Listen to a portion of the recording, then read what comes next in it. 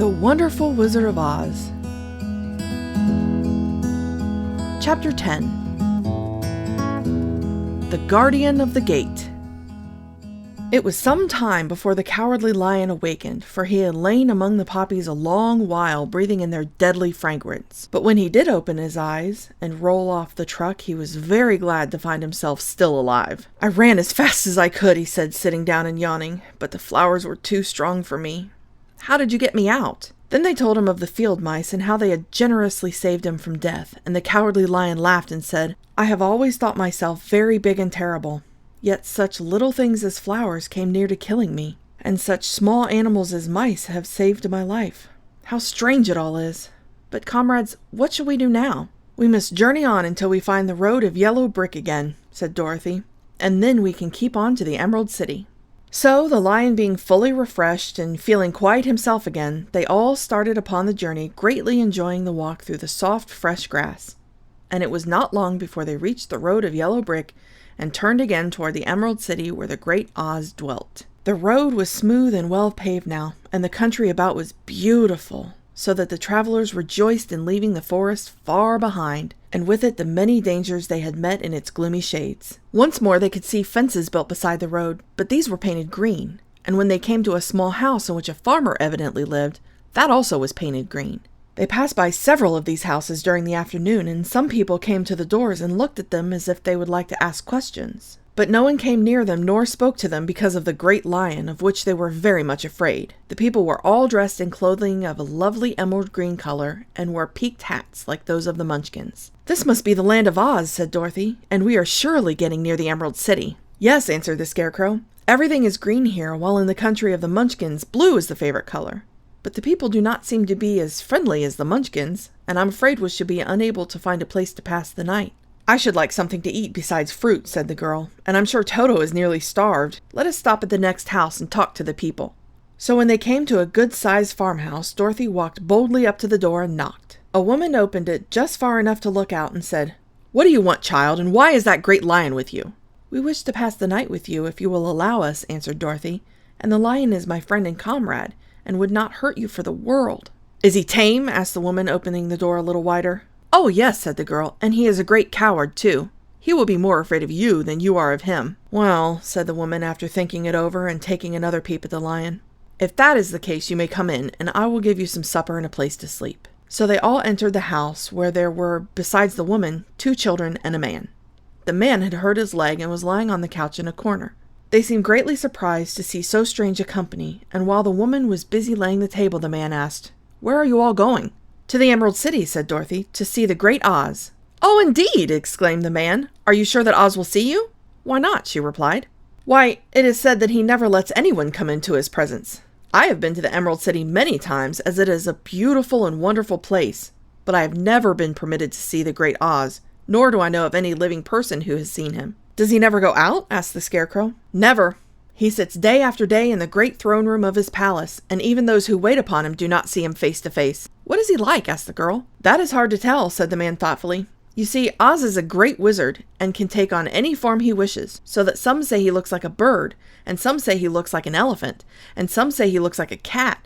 To others he appears as a beautiful fairy, or a brownie, or in any other form that pleases him. But who the real Oz is, when he is in his own form, no living person can tell." "That is very strange," said Dorothy, "but we must try in some way to see him, or we shall have made our journey for nothing." "Why do you wish to see the terrible Oz?" asked the man. "I want him to give me some brains," said the Scarecrow eagerly. "Oh, Oz could do that easily enough," declared the man. "He has more brains than he needs." "And I want him to give me a heart," said the Tin Woodman. "That will not trouble him," continued the man, "for Oz has a large collection of hearts of all sizes and shapes." "And I want him to give me courage," said the Cowardly Lion. "Oz keeps a great pot of courage in his throne room," said the man, "which he has covered with a golden plate to keep it from running over. He will gladly give you some." "And I want him to send me back to Kansas," said Dorothy. "Where is Kansas?" asked the man with surprise. "I don't know," replied Dorothy sorrowfully, "but it is my home, and I'm sure it's somewhere." "Very likely. Well, Oz can do anything, so I suppose he will find Kansas for you. But first you must get to see him, and that will be a hard task, for the Great Wizard does not like to see anyone, and he usually has his own way. But what do you want?" he continued, speaking to Toto. Toto only wagged his tail, for, strange to say, he could not speak. The woman now called to them that supper was ready, so they gathered around the table, and Dorothy ate some delicious porridge and a dish of scrambled eggs and a plate of nice white bread and enjoyed her meal. The lion ate some of the porridge but did not care for it, saying it was made from oats, and oats were for horses, not for lions. The Scarecrow and the Tin Woodman ate nothing at all.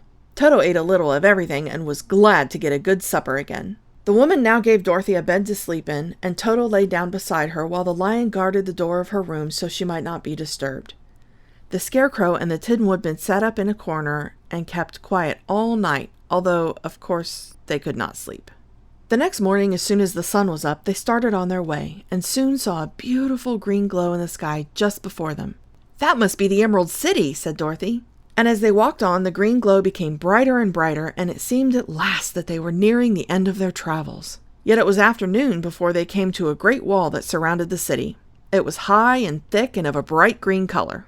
In front of them, at the end of the road of yellow brick, was a big gate, all studded with emeralds that glittered so in the sun that even the painted eyes of the Scarecrow were dazzled by their brilliancy. There was a bell beside the gate, and Dorothy pushed the button and heard a silvery tinkle sound within.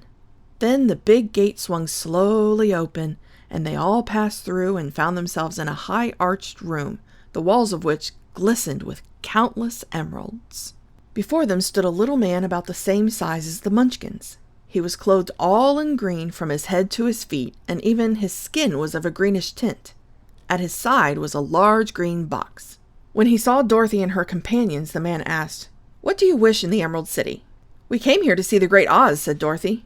The man was so surprised at this answer that he sat down to think it over.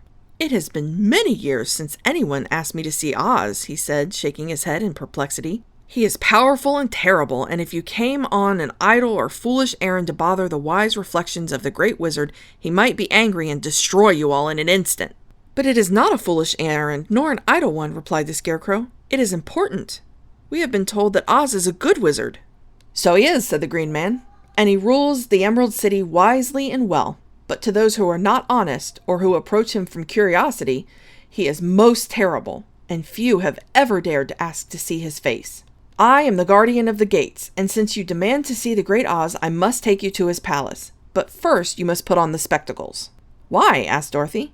"Because if you did not wear the spectacles, the brightness and glory of the Emerald City would blind you. Even those who live in the city must wear spectacles night and day.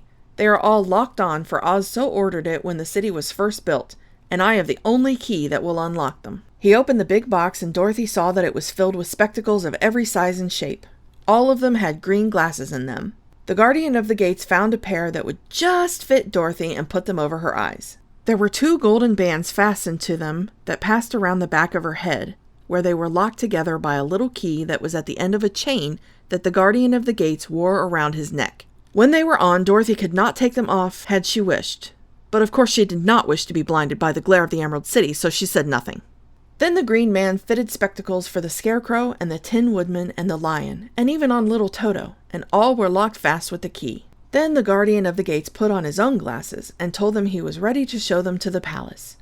Taking a big golden key from a peg on the wall, he opened another gate, and they all followed him through the portal into the streets of the Emerald City.